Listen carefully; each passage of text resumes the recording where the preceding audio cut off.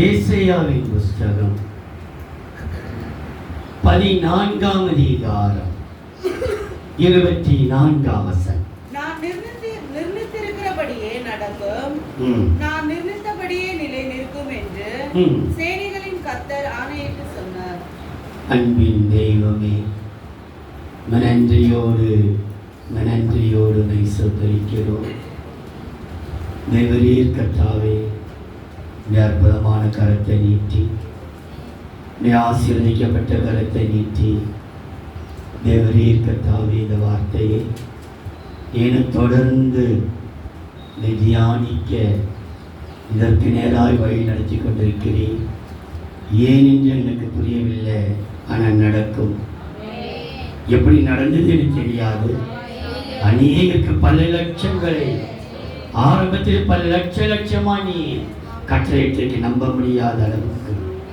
அப்ப நடக்காதது நடக்கும், இது கிடைக்காதது கிடைக்கிற வருஷம், இது முடியாதது முடித்து கொடுக்கிற வருஷம்.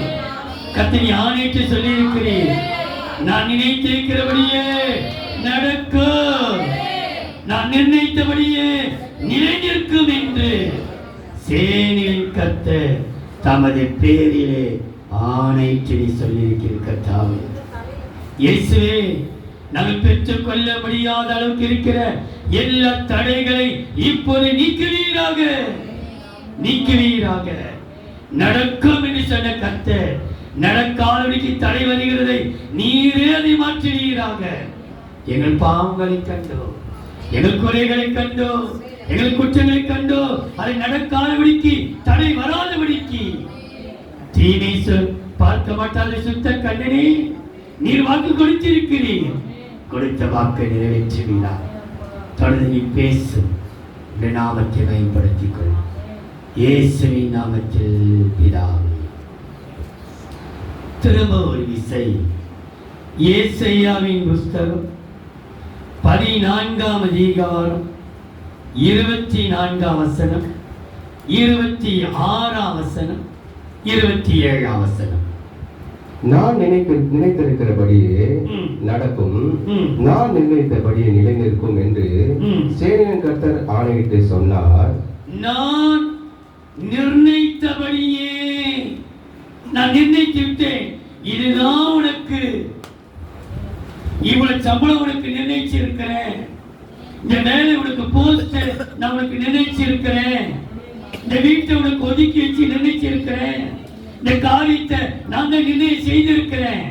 நான் நிர்ணயித்ததை யாராலும் தடுக்க முடியாது. கர்த்தரே சொல்கிறார், நான் நிர்ணயித்தபடியே அவர் நிர்ணயிச்சு வச்சிருக்கிறார். 26ஆம் வசனம்.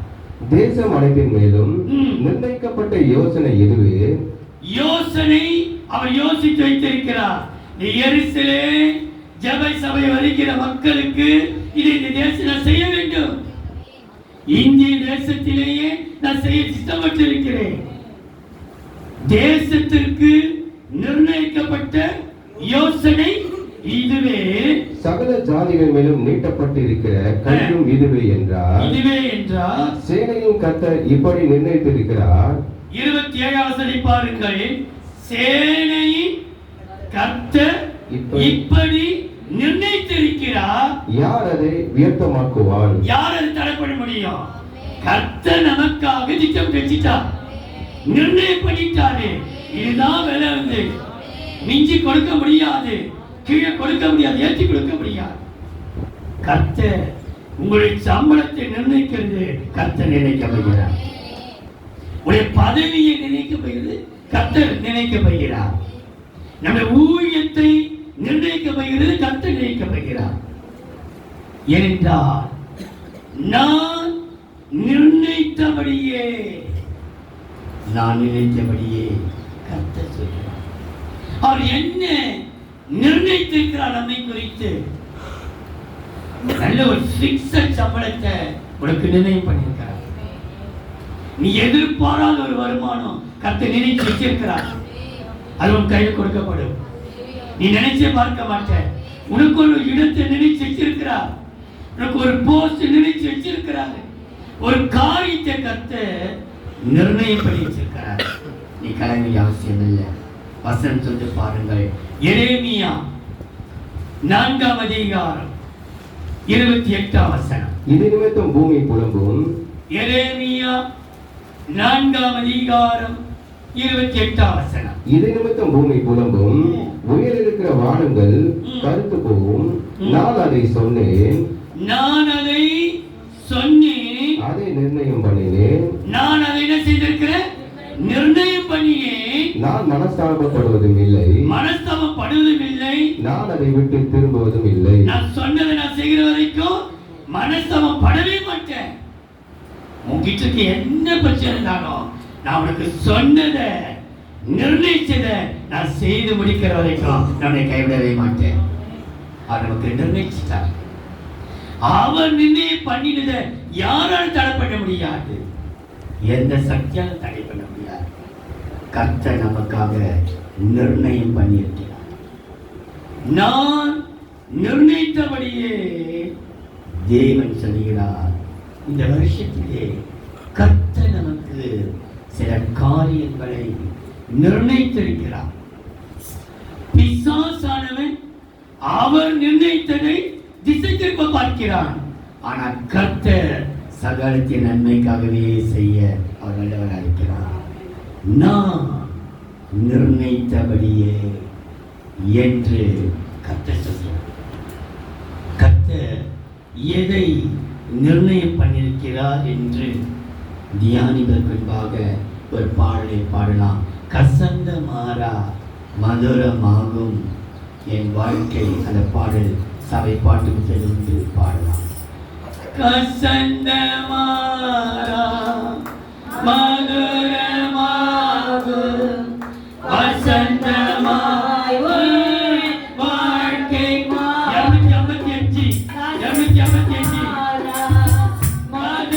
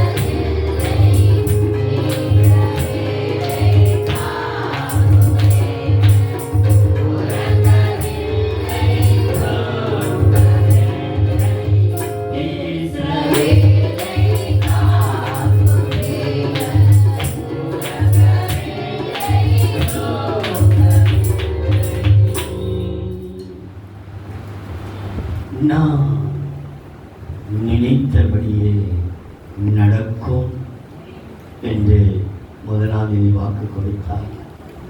இன்னைக்கு நீங்கள் கேட்டீர்கள் சாட்சியை. இன்னும் கேட்காத சில சாட்சிகள், சில சொல்ல முடியாத சாட்சிகள், ஆச்சரியமா நம்பவே முடியாத அளவுக்கு இப்படி நடக்குமா, இப்படி நடந்து இப்படியே செய்வார்களா என்று நம்ப காரணம் கர்த்தருடைய வார்த்தையிலே அவருடைய தயவினாலே நடக்கும். கர்த்தர் நடத்தியிருக்கிறார். அது வருங்காலத்தில் அது சாட்சியாய் அது அறிவிக்கப்படும். இப்போ வெளியரங்கமாக சொல்ல முடியாத ஆரம்பத்திலே கர்த்தர் பல பேருக்கு பல சாட்சி வைத்து வச்சிருக்கிறார். அது சொல்ல முடியாத சொல்லி அது வருங்காலத்தில் அது சொல்லப்படும், நடக்கும்.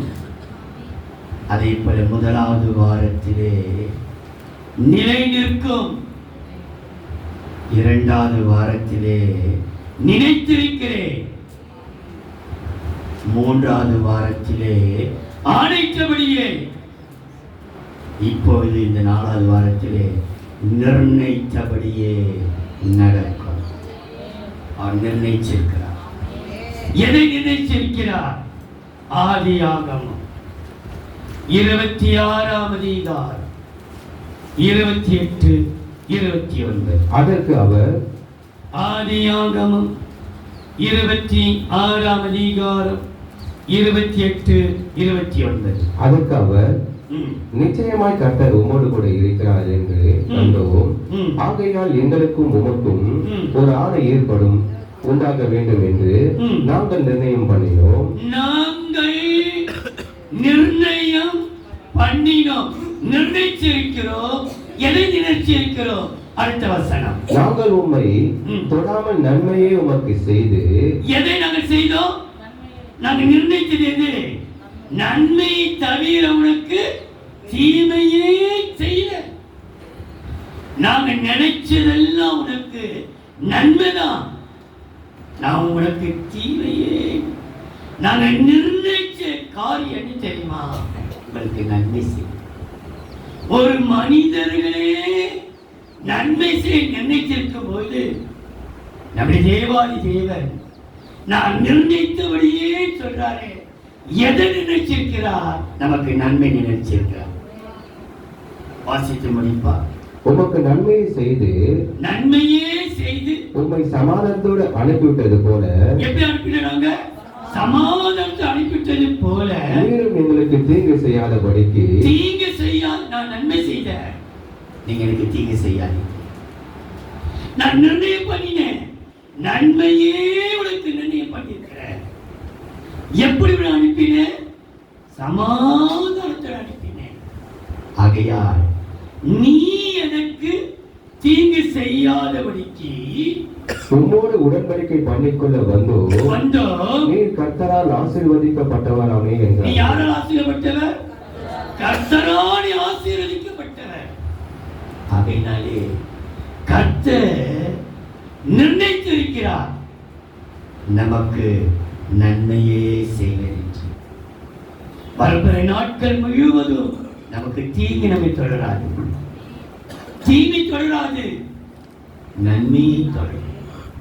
வசனம் சொல்கிறது, ஆதியாகமம் 50ஆம் அதிகாரம் 20ஆம் வசனத்தை பாருங்கள். நீங்கள் எனக்கு தீமை செய்ய நினைத்தீர்கள். நீங்கள் எனக்கு சங்கீதம் 50ஆம் சங்கீதம் 20ஆம் வசனம். நீங்கள் எனக்கு ஆதியாகமம் மன்னிக்கணும், ஆதியாகமம் 50ஆம் அதிகாரம் 20ஆம் வசனம். நீங்கள் எனக்கு தீமை செய்ய நினைத்தீர்கள். தீமை செய்ய எனக்கு ஆதியாகமம் 50ஆம் அதிகாரம் 20ஆம் வசனம். நீங்கள் எனக்கு தீமை செய்ய நினைத்தீர்கள்.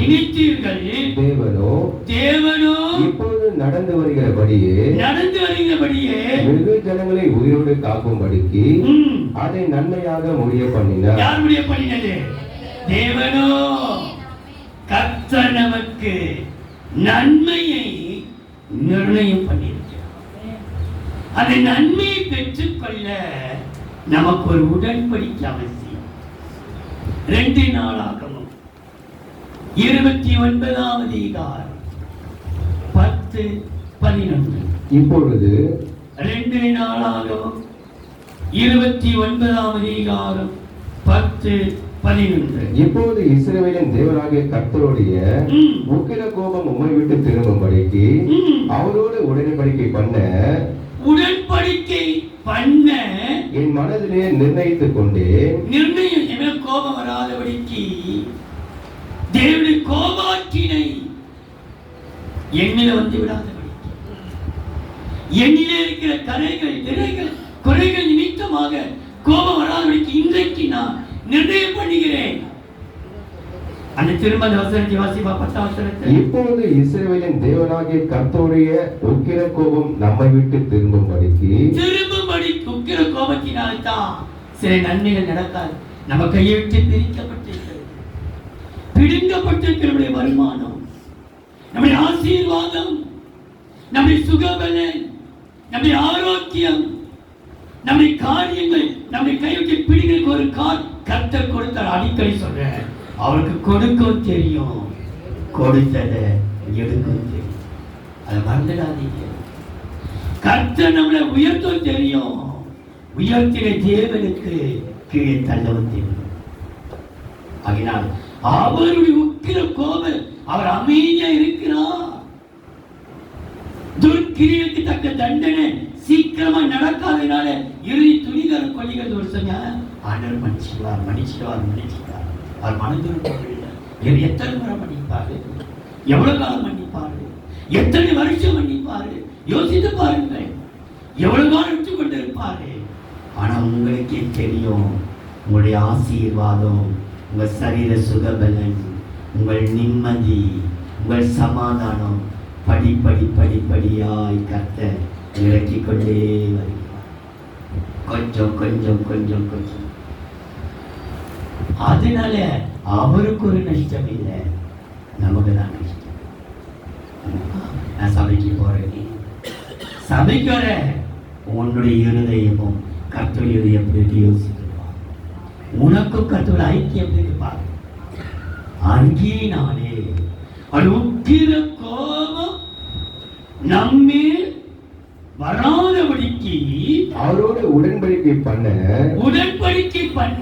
என் மனதிலே நிர்ணயித்துக் கொண்டே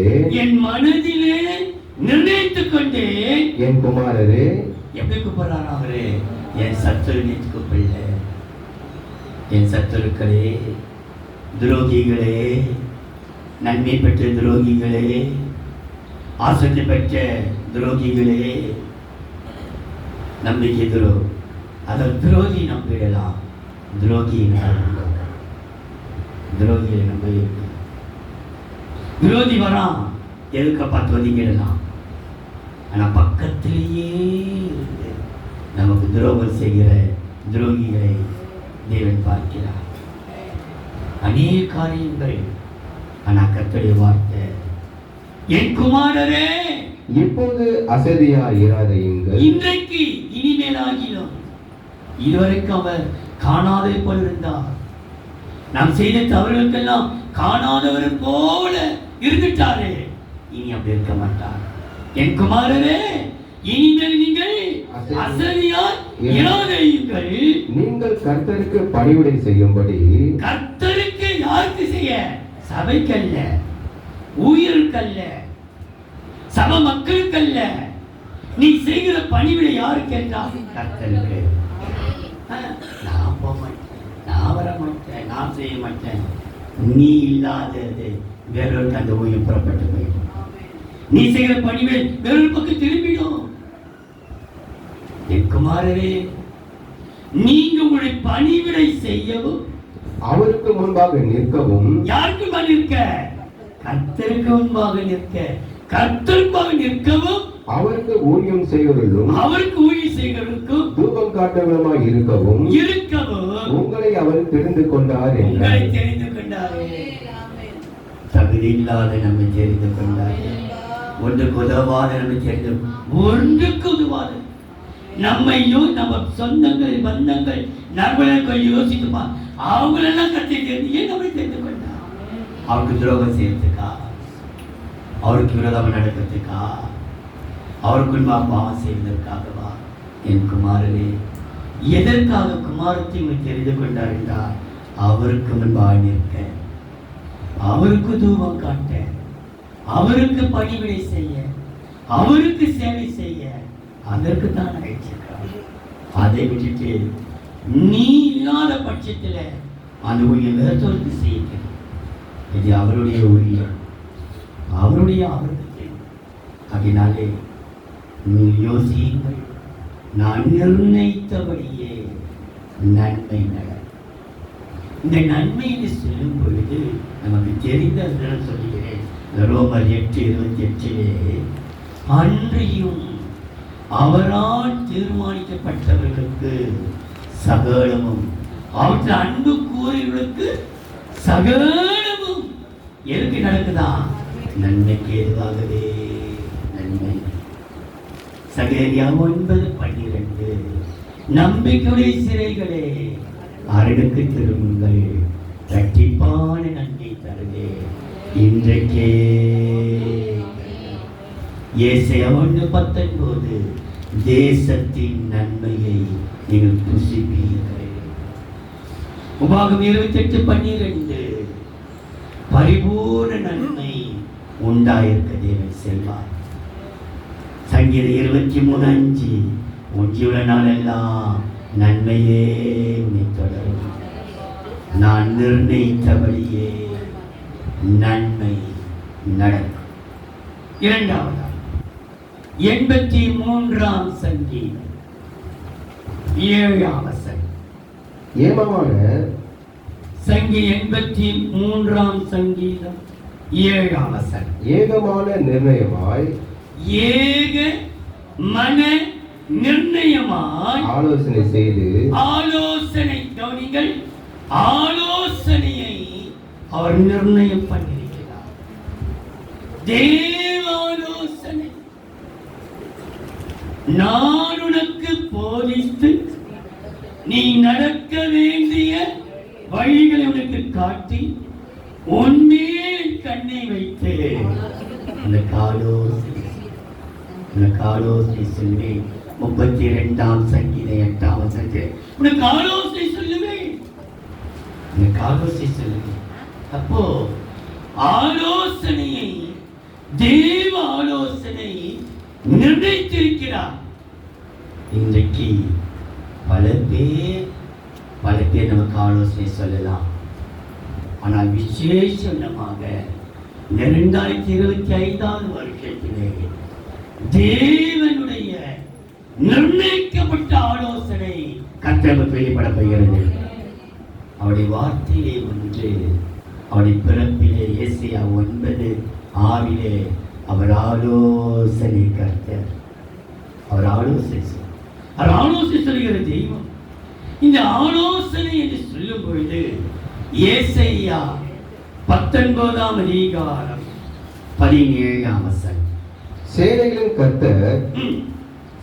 கர்த்தர் அவர்களுக்கு விரோதமாக, ஏசாயா 19ஆம் அதிகாரம் 17ஆம் வசனம். சேனையின் கர்த்தர் அவர்களுக்கு விரோதமாக நிர்ணயித்துக் கொண்ட ஆலோசனையின் நிமித்தம் யூதாவின் தேசம் எகிப்துக்கு பயங்கரமாய் இருக்கும். யூதாவின் தேசம் எகிப்துக்கு பயங்கரமாய் இருக்கும். தனக்குள் அதை நிர்ணயித்துக் கொண்டவன் திடுக்கிடுவான். கவனியுங்கள், தேவனால் யோசனை நிர்ணயிக்கப்பட்டிருக்கிறது. யூத ஜனங்களை எந்த எகிப்தியாரும் மேற்கொள்ள முடியாது. தேவனுடைய ஆலோசனை நமக்காக நிர்ணயிக்கப்பட்டிருக்கிறது. இந்த ஆலோசனை குறித்து ஏசாயா 28ஆம் அதிகாரம் 22-23. இப்போது உங்கள் கட்டுகள், ஏசாயா 28ஆம் அதிகாரம் 22, 23, 29. இப்போது உங்கள் கட்டுகள் பலத்து போகாதபடிக்கு பரியாசம் பண்ணாதிருங்கள். தேசம் அனைத்தின் மேலும் தேசம் அனைத்தின் மேலும் நிர்ணயிக்கப்பட்ட சங்காரத்தின் செய்தியை சேனைகளின் கர்த்தராகிய ஆண்டவராக கேள்விப்பட்டிருக்கிறேன். செவி கொடுத்து என் சத்தத்தை கேளுங்கள். நான் சொல்வார்த்தை கவனித்து கேளுங்கள். 29. இதுவே சேனைகளின் கர்த்தராலே உண்டாகிறது. அவர் ஆலோசனையில் ஆச்சரியமானவர், செயலில் மகத்துவமானவர். அவர் ஆலோசனை என்று சொல்லும் பொழுது ஒரு வசனத்தை கர்த்தர் சகரியாவின் புஸ்தகம் 6ஆம் அதிகாரம் 13ஆம் வசனம். சமாதானத்தின் ஆலோசனை விளங்கும். எப்படி முடியுது? சகரியா 6:13. சமாதானத்தின் ஆலோசனை. உனக்கு ஒரு சமாதானத்தின், சண்டை காற்றுக்கான ஆலோசனை அல்ல, குழப்பத்தை உருவாக்குறதுக்கு ஆலோசனை அல்ல. நான் நேசிக்கிறவர்கள் எவர்களோ அவர்களுக்கு ஆலோசனை சொல்லப்படும் என்று கூட நேசிக்கிறவர்களுக்கு தேவன் ஒரு ஆலோசனை கர்த்தர் சொல்கிறார் என்று வெளிப்படுத்தல் விசேஷம் 3ஆம் அதிகாரம் அங்க சொல்லப்பட்டிருக்கிறது. நான் உனக்கு 18ஆம் வசனத்தின் கடைசி, உனக்கு ஆலோசனை சொல்லுகிறேன். என்ன ஆலோசனை? உன் கண்களுக்கு கழிக்க போட வேண்டும் என்று. உனக்கு உன் கண்களுக்கு கழிக்கம், உன் பார்வை, உன் வாய்க்கு ஒரு கழிக்கம், உன் கண்ணுக்கு ஒரு கழிக்கம், உன் காலுக்கு ஒரு கழிக்கம், உன் கைக்கு ஒரு கழிக்கம், உன் காலுக்கு ஒரு கழிக்கம். கழிக்கப்பட்டால் தொட முடியாது. உனக்கு ஒரு ஆலோசனை சொல்லுகிறேன். ஏன்னா இந்த வசனம் சொல்லணும்னு நினைக்கிற கர்த்தரே சொல்ல வைக்கிறாரு. உனக்கு ஒரு ஆலோசனை சொல்ற. உன் கண்களுக்கு நீ ஒரு கழிக்க போட்டுக்கொண்டிருக்கி, உன் வாய்க்கு ஒரு கழிக்க போட்டுக்கொண்டிருக்கி. இயேசுவே என்று சொல்லி உன் வாய்க்கு கழிக்கம் போட்டுக்கொள். உன் கைகளுக்கு ஒரு கழிக்கம் போட்டுக்கொள். உன் கால்களுக்கு ஒரு கழிக்கம் போட்டுக்கொள். உன் நினைவுக்கு ஒரு கழிக்கம் போட்டுக்கொள். காரணம், நான் நிர்ணயிக்கப்பட்டபடியே ஆலோசனை விளங்கும். நான் நினைத்திருக்கிறேன் நன்மையே நடக்க. 2வது, தேவாலோசனை கிடைக்க வேற யாரும் ஆலோசனை கேட்காது, எந்த விஷயம் ஆலோசனை கேட்காது. அது நல்லதாகவே இருந்தாலும் கத்து சமைக்கக்கூடாது ஆலோசனையை. அவர் சொல்லும் ஆலோசனைப்படியே நிர்ணயிக்கப்பட்ட ஆலோசனை நம்மிலே நிறைவேறும். 3வது, தானியேலின் புஸ்தகம் 11ஆம் அதிகாரம் 36. தானியேல் 11:36. ராஜா தனக்கு இஷ்டமானபடி செய்து தன்னை உயர்த்தி எந்த தேவனும் தன்னை பெரியவனாக்கி தேவாதி தேவனுக்கு விரோதமாக ஆச்சரியமான காரியங்களை பேசுவான். கோபம் தீரும் மட்டும் அவனுக்கு கைகூடி வரும். நிர்ணயிக்கப்பட்டது நடந்து வரும். கைகூடி வரும், நிர்ணயிக்கப்பட்டது நடக்கும். கர்த்தர் நடத்துவார். எல்லாம் கைகூடி வரும். கர்த்தர் சகலத்தையும் கைகூடி வர பண்ண போகிறார். இந்த ஆண்டு நடக்கும். கைகூடி வரும், நடத்தி காட்ட போகிறார். நிர்ணயிக்கப்பட்டது கைகூடி வரும். கர்த்தரால் எதெல்லாம் நிர்ணயிக்கப்பட்டிருக்கிறதோ அது அனைத்தும் நடக்கும். கைகூடி வரும். தேவன் கைகூடி வர பண்ணுவதற்கு ஒரு காரியத்தை எதிர்பார்க்கிறார். தானியேலின் புஸ்தகம் 9ஆம் அதிகாரம் 27ஆம் வசனம். அவன் ஒரு வரமளவும். தானியேல் 9ஆம் அதிகாரம் 27 வசனம். அவர் ஒரு வாரம் அளவும் ம். அநேகருக்கு உடன்படிக்கை உறுதிப்படுத்தி ம். அந்த வாரம் பாதி சென்ற போது ம். பலியையும் காணிக்கையும் ஒழிய பண்ணுவார். ம். அருவருப்பான சேட்டைகளோடு ம். பராகுகிறவன் ம். வந்து இறங்குவார். ம். நிர்ணயிக்கப்பட்டிருக்கிற நிர்மூல பாராகுகிறவன் ம். மேல் தீடு மட்டும் சொரியும் என்றான். கவனி, நிர்ணயிக்கப்பட்டிருக்கிறத எந்த சக்தியாலும் மாற்றவே முடியாது. இனி நம்ம வாயில சொல்ல மாட்டோம், இந்த பிசாசு இதை கெடுத்துட்டா விடவே மாட்டார். கர்த்தர் கைக்குடி வர பண்ணுவார். நடக்கும். இது தேவனால் நிர்ணயிக்கப்பட்டது. நிச்சயம் கைக்குடி வரும். நமக்கு எத்தனையோ வசனங்கள் சொல்லப்பட்டிருக்கிறது, கர்த்தர் கைக்குடி வர பண்ணுவார் என்று. எஸ்ரா 5ஆம் அதிகாரம் 8ஆம் வசனம். நாங்கள் யூதர், எஸ்ரா 5:8. நாங்கள் யூதர் சேனையில் உள்ள மகா தேவனுடைய ஆலயத்திற்கு போனோம். அது பெருங்கற்களால் கட்டப்பட்டிருக்கிறது. மதில்கள் மேல் உத்திரங்கள் பாய்ச்சப்பட்டு அந்த வேலை துரிதமாய் நடந்தது. அந்த வேலை துரிதமாய் நடந்தது. அவனுக்கு கைகூடி வருகிறது என்பது. அது கைகூடி வந்தது. உனக்கு ஒரு நல்ல வேலை கைகூடி வரப்போகிறது. கர்த்தர் நல்ல வேலையை கர்த்தர் கைகூடி அந்த வேலை கைகூடி வந்தது. ராஜாவுக்கு தெரியலாவதாக. கவனியுங்கள், ஒரு வேலை கைகூடி வந்தது. நெகேமியா 6ஆம் அதிகாரம் 16ஆம் வசனத்திலே கிரியைகள் கைகூடி வந்தது. கிரியைகள் கைகூடி வந்தது. நெகேமியா 2:20 காரியங்கள் கைகூடி வந்தது. பரலோகத்தின் தேவனானவர் எங்கள் காரியங்களை கைகூடி வர பண்ணுவார். காரியங்கள் கைகூடி, அதாவது வேலை கைகூடி வரும், கிரியைகள் கைகூடி வரும், காரியங்கள் கைகூடி வரும். இன்னொரு வசனத்தை பாருங்கள். அப்போஸ்தலர் 27ஆம் அதிகாரம் 13ஆம் வசனம். தாங்கள் கோரிக்கை வைத்தது, தாங்கள் கோரினது கைகூடி வந்தது. நீ எதை கோரிக்கையாக கர்த்தருடைய சமூகத்தில் வைக்கிறாயோ அதை கர்த்தர் கைகூடி பண்ண வைக்கிறார். நான் நிர்ணயிக்கப்பட்டபடியே கைகூடி வரும்.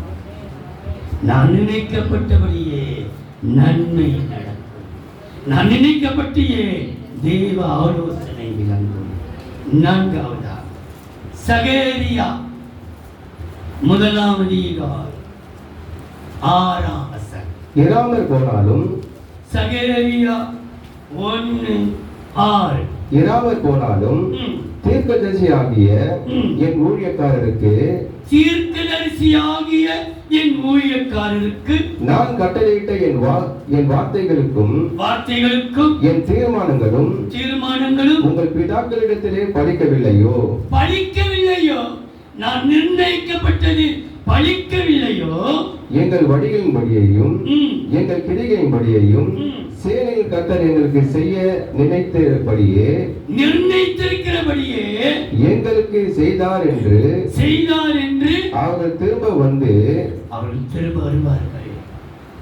பழிக்கும் ஊழியக்காரராகிய தீர்க்கதரிசியாகி ஊழியக்காரமாய் பழிக்கவில்லையோ? நம்ம கேள்வி, பழிக்கவில்லையோ? நிச்சயமாக பழிக்க வைக்க வைக்கிறார். பழிக்கும். நான் நினைக்கப்பட்டபடியே பழிக்கும்.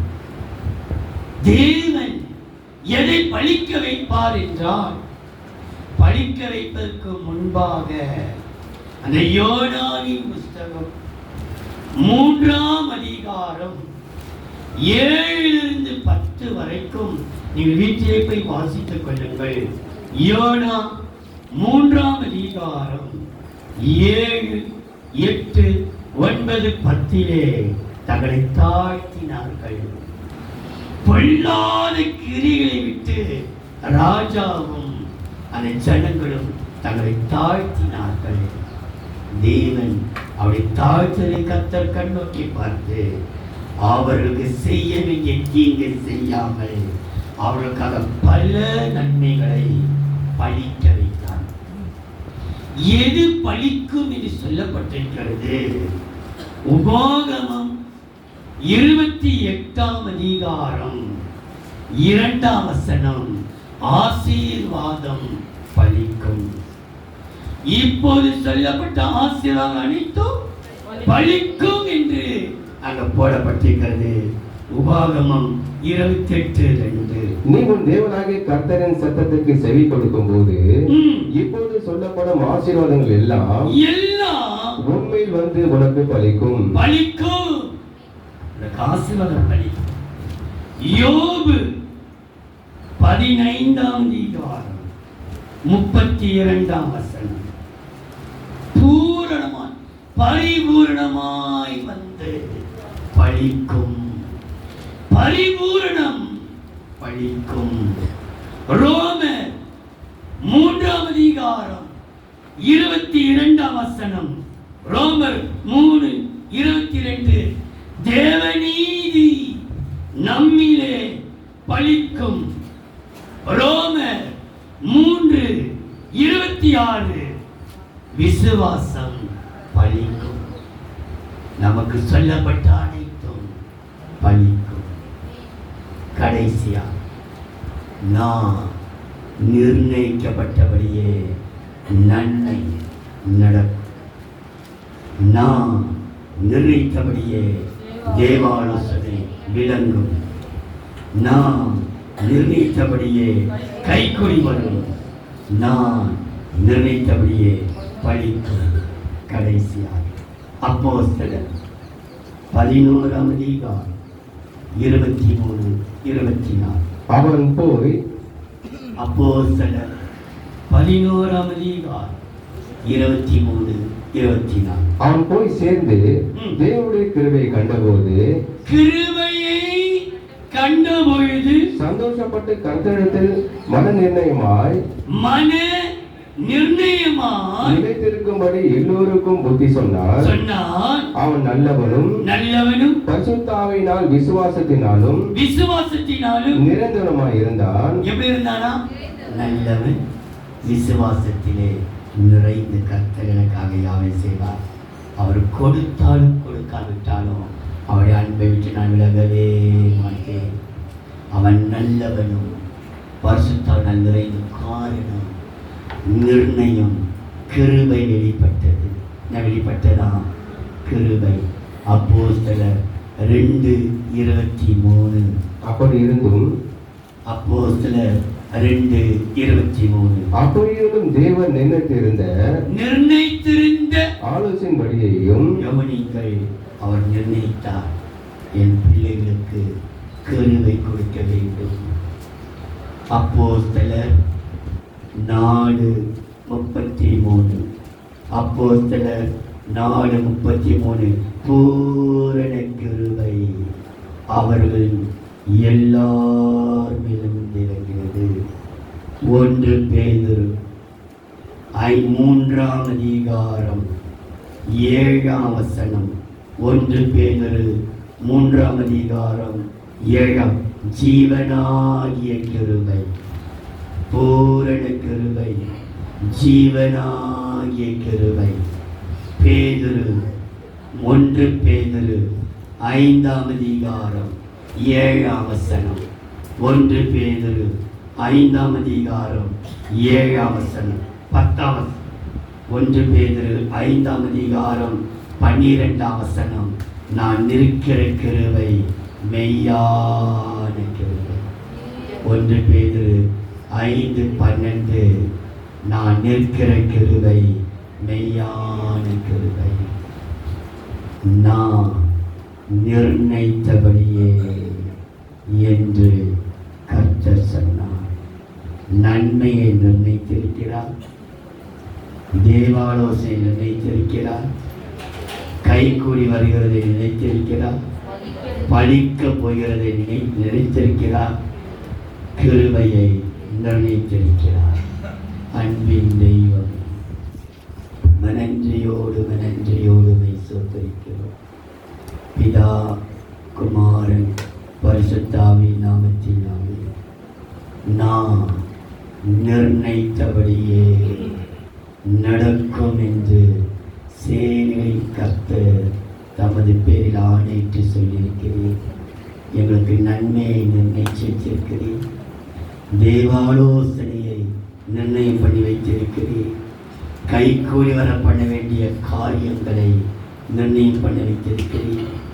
பழிக்க வேண்டிய காரியங்களை நிர்ணயம் பண்ணியிருக்கிறேன்.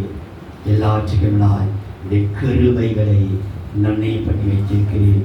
கேட்ட ஒவ்வொருவருக்கும் அதை நீ கொடுத்து நீ ஆசீர்வதிப்பீர்களாக. இயேசுவின் நாமத்தில் பிதாவே. ஆமென். இப்போ